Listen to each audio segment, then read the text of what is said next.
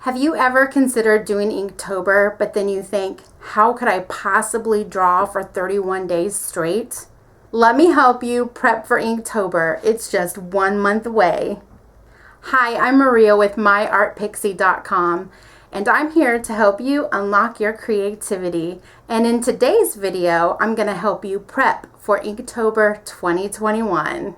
So Inktober overwhelm is a real thing. There's some artists that think, I'm going to do it this year. This is the year. This is the year that I'm going to do it.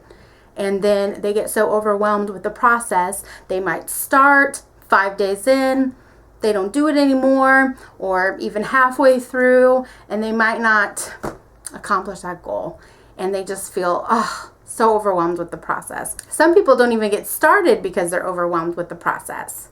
Well, this is going to be my 4th year doing Inktober. Oh my goodness. I'm going to share with you what has worked for me over the years and some ways that I have prepped and gotten ready for the 31 days of drawing. So let me give you a little bit of background. If you don't know anything about Inktober, I'm going to tell you all about it. So it was created by an artist, Jake Parker, and he created it in 2009 as a drawing challenge. He created this idea of 31 days and 31 drawings in 2009. This was a challenge to help him improve his art skills and developing positive drawing habits. It's caught on, and now it is worldwide. There are people doing it everywhere, and it's so cool because you can watch everybody put their Inktobers of whatever year it is on Instagram, and you can watch everybody's Instagram feed, and you can see what they're posting throughout the month of October.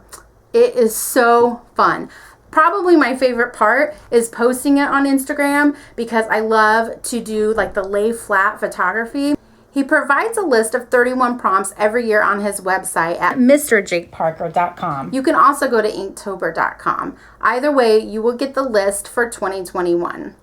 I have to tell you, I gravitated towards this idea of drawing for 31 days because, well, I love a good challenge. But also, I wanted to improve my drawing habits as well. So I was all on board to do this. For me to set the time aside to work through a drawing challenge just was so appealing to me. And I looked forward to it. And I thought, challenge accepted. So meet me over at my desk and I'm going to show you some tips and tricks that I used for Inktober and how I cut all of my paper down to size and I prepped a list and everything like that. And then also, I just want to say that after I was done with Inktober, I made it into a coloring book. And then I did it in 2019. And then I did it in 2020. And now I have 3 coloring books. That's right. Pretty cool, huh? So if you want to find out more, go meet me at my desk. Okay, so I have everything here that I've used for Inktober over the years, and I'm just going to show you a few things. 2 things that I worked on for year number 1. 1 was making my list, and 2 was cutting the paper down to a certain size so that I would have the same format to work on every single day. And I knew that I just had to draw in this area, which really helped me. And I cut it down to 4.5 by 6. Okay, so all of them were cut down the same. And I cut them from the Strathmore Bristol paper. So if you're familiar with Bristol paper, it does really great with pen and ink. So I get the Bristol, it has a vellum surface. There's 20 sheets. This is 11 by 14, and then I cut it down to the size that I'm going to need. So once I have everything cut down to the size that I need, then I literally carry that stack with me pretty much every day. So what I did, let me not get those mixed up. So what I did was I got myself a creativity journal. This is where I keep all of my projects and all of my ideas, and so I would literally just take this with me everywhere I went, and I put these pockets inside so that I could carry my paper with me. So I would take my binder and I would take my pencil pouch and I would have these. So if I was at work and I had a lunch break and I wanted to draw during the lunch break, I could do that. Or if I was going to be at a practice or rehearsal or some sporting event with my kids or something like that, like I always had it with me in my bag. And the reason I also took this was because this also had my list. So I'm going to show you my list for my very first Inktober. So, like I said before, Jake Parker does have a list, and you can totally do that list. But I struggled with the list, and it just was not getting me, excited. And I thought, oh, I don't know. I'm just not sure what angle I'm going to take this at and everything like that. Well, then I saw Kendall Hillegas, and she did an Inktober that included only fruit. And I thought, now we're talking. Now we're on to something. So as you can see, she did all fruit that year, and it inspired me that I could break the rules. I didn't have to follow Jake's list. It's there. You can totally use it, but you can also come up with your own list. And there's a lot of artists that have done that since. So I've seen several artists do that on their Instagram feed. So that's what I did. So I decided that I was going to do a fishbowl theme. And the reason was because, and I'll pull this over here. The reason is because I had drawn this fishbowl in 2017. And so when I was trying to think of an idea of what I could do, I was kind of going back through all of my sketchbooks and different things. And I had this hanging up on a bulletin board in my art studio. And I was like, you know what? That would be fun. I bet I could do a fishbowl every day and have it different and have a theme. And so I wrote down different kinds of fish, big, little. I even put a mermaid on there. I put puffer fish, all kinds of things on my list. And so that's literally what I did every day.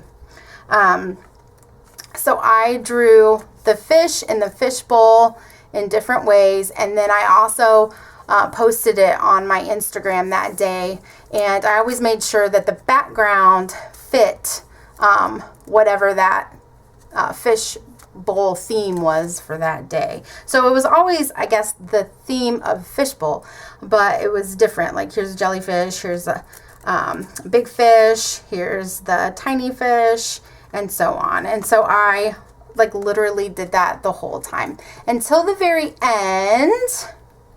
And I had the fish jumping out of the bowl, which I thought was kind of representing the fact that I was finally done, right? And the fish was jumping up in celebration, and I just imagine that he does a little flip and then lands back into the bowl. Or maybe he gets out. Who knows? But that is what I did. And I just pulled a couple of these out so that you guys could see them. So it was so fun, and I decided that I would grab one of these 5x7 Itoya art portfolios to put all of my Inktober's in, and that's worked out really well, so I have a place to have them. I know where they are, I know that they're safe, and that kind of thing. So that's all I did for the first year. So I got my paper ready, and I got my list ready, and I was ready to go. And like I said, it helped me through a really difficult season in my life, but it was so fun, and I looked forward to doing it every day. But I did run into a couple of problems where I would have like an event or something, and then maybe I would have to double up on drawing one, or maybe sketch it out ahead of time and then add the ink. So then I would draw it out on the paper, and then I would add my ink. Now, I always used the micron pens, and I used the whole set. So this is a number 2, or 02, but I used the entire set to do my Inktober. So lesson learned from that year, to maybe plan the drawings themselves out a little bit. So that brings me to year number 2. So year number 2, I did travel. My whole theme was about travel, and it was a lot of fun, and I came up with all of these different travel ideas. And what I did for this year is I drew a few of them ahead of time. I had a couple of weddings that I needed to go to, and I knew that I wasn't going to be able to draw that day. So I drew the illustrations ahead of time, and then I inked them. And it helped me to, not be so stressed out about it. So the other thing that I did is that I created coloring books after I got done. So after the first year, I created my first coloring book. And I'm going to actually do another video about this in more detail. But I have my Instagram feed over on the left, and then I have the actual drawing over here that can be colored in. And I did this kind of after the fact, but I did it quickly and in time for Christmas. So people did buy it as Christmas gifts, which was really fun, and that was really rewarding in and of itself. But I didn't plan to do that. So year number 2, while I was drawing, I was also scanning them in after I was done and getting them ready for the coloring book, because I knew I was going to do coloring book number 2. And so I did that with all of my Explore. And I have my Instagram feed, and then the drawings that I did for all of the, I'm sorry, not Explore, but travel. So everything in here has to do with travel. So I did that. And so what I learned for year number 2 is to plan ahead, maybe sketch some of these out ahead of time in September. And I think that's totally fine, because I still did all of the inking and everything in October, and I just worked around some of those events that I did. So I just planned and prepped more of the drawings ahead of time than I had done the first year. Then the third year, I did fairy houses, and I have them in here. Here's my fairy houses. So I did the same thing. I wrote them all out, and then I just, I would put a highlighter over each day that I got done. For this, I learned from the previous year that I needed to plan ahead even more. So I sketched out a whole bunch of my fairy houses out on paper. I did the same size though. Let me just show you. I have them here. So I did the same size as the years before, but this first one I did on a larger piece of Bristol board. I can't really tell you why I did that, but I did do that the very first day, and then this one ended up being the front of the coloring book also. And this was an inspiration of a painting that I did. Let me show you. So it's so funny because I also did this in 2017. So it's so interesting how I had made this fish in 2017 that inspired me to do the fish bowls. But I had also done this little fairy house in 2017 as well. And so I had this up on my wall, and I thought, you know what? I really want to do some fairy houses. And so that's what I did, and it was so much fun. I had so much fun doing all of the fairy houses. And then I did the same thing. I made my list, I prepped all my paper, and I began to scan them in so that I could make a coloring book with them. And I'm going to tell you something else that I did that was very, very helpful.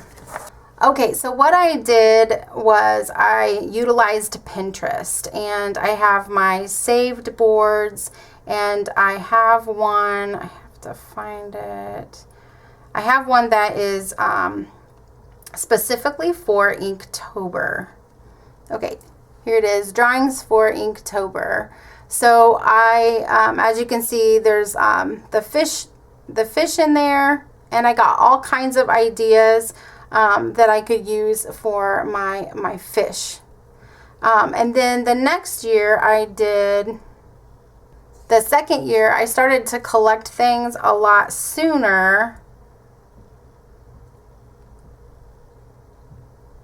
and I collected a bunch of fairy houses and little, little fairy things, and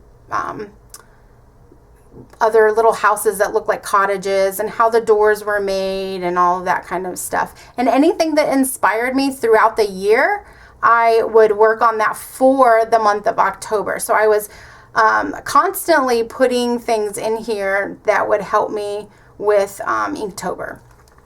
So that's my little tip for you. Definitely use your pin boards on Pinterest to kind of help you get some ideas and some inspiration. You never want to copy anybody else's drawings, but you can definitely get inspiration from Pinterest, and then you can create, whatever you want to do. So I hope that you have enjoyed today, and I'm so excited that Inktober is only 1 month away. You will be seeing this video on September 1, and on October 1, I will be starting my 4th year of Inktober. I bet you're wondering what I'm going to do as my theme. Well, if you want to know, come back on October 1, because I am going to be sharing with everybody what I'm going to be doing as my theme for Inktober 2021. And I'm so excited. I'm already cutting my paper and making my list and prepping everything and collecting things on my Pinterest and everything. So I'm so excited. So for this year, for year number 4, I'm going to prep my paper. I'm going to make my list. I'm going to utilize the collection or ideas that I've started to collect in Pinterest.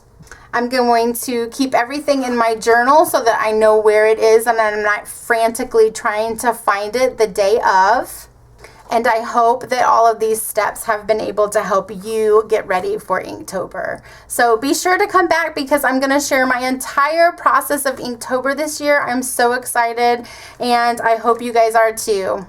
Thanks for watching. I hope you guys enjoyed this video. And if you are going to participate in Inktober 2021, let me know in the comments below. I would love to know if you are going to participate in the challenge. And then if you're going to post everything on your Instagram, give me your Instagram handle and I'll go check you out in the month of October and see all of the great illustrations that you're going to do, inking that you're going to do, drawing that you're going to do, however you're going to do that challenge. I would love to check out your Instagram and see what you're doing. All right, until next time, bye.